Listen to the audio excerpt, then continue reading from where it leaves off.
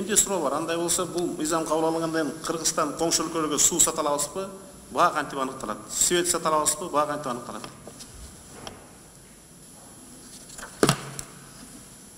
Бул методология биздин Евразиястын мүчөлөрүнүн баары колдонулат. Ошо биз ошо Евразияга кошулгандан кийин бул методология боюнча биз мамлекеттик орган боюнча единый системада иштейбиз.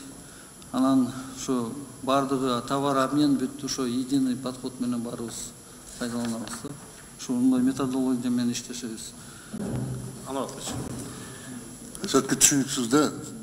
Тагыра качсаңыз, Кыргызстанга эмне пайда алып келет? Биз арзан саттык, арзанга саттык кымбат сатып алатабыз. Азыркы чейин. Биз биринчиден ошо Евразиясынын мүчөсү болуп. Жок, азыр конкретный тариф болобу? Сатып алганга, сатканга.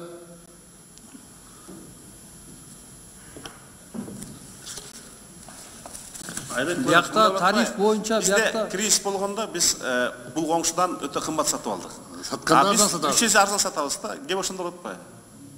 Жок, биякта мындай тарифтин биякта методологиясы эле болот. Биякта ар бир өзүнүн баалары биз единый кылгандай болбойт. Же ошол методологияны айтпайсызбы? Ошо кантип чечесиң аныктайсыңар?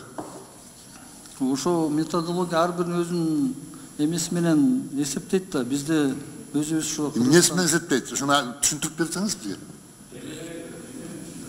Жөн эле экранга дүйнөлүк баа кандай, Кыргызстан сатса канча баада сатат көрсөтүп берсеңиз, аны ошондо элге түшүнүп болот да. Орто Азияда баа кандай, СНГда баа кандай. Методолог деген бул сөз да, анын ичинде эмне бар экенин биз азыр билбейбиз. Биякта анан методологияны иштеп чыкканда Кыргызстандын эксперттери катыштыбы? Катышса кайсы экономист, кайсы биздин финансисттер катышты?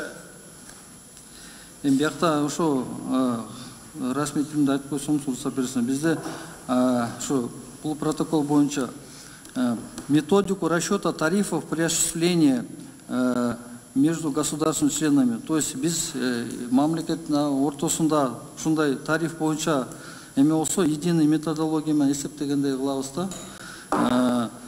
Перечень, порядок определения технической возможности планируемых объектов на основе планирования режимов работы электроэнергетических систем. Биякта ар бирөөнүн өзүнүн мүчөлөрүнүн эмелери бар да, системалары. Биз өзүбүз энергетический потенциал жагынан иштешебиз. Бир минут мындай кылалычы, конкретно сүйлөшөлүчү, курулуп методология тең деминде деп эле. Ошол методология эмнеге негизделет? Же ички баага негизделет, анда биз утулуп калабыз. Же бир общий стандарт барбы? Бир мисал келип айтып берсиңиз, Кыргызстанда акыбал кандай эле, бул келишимден кийин кандай болуп өзгөрөт? Эмне өзгөрөт? Кыргызстан үчүн. Сатып баштасак кайсы баада сатабыз?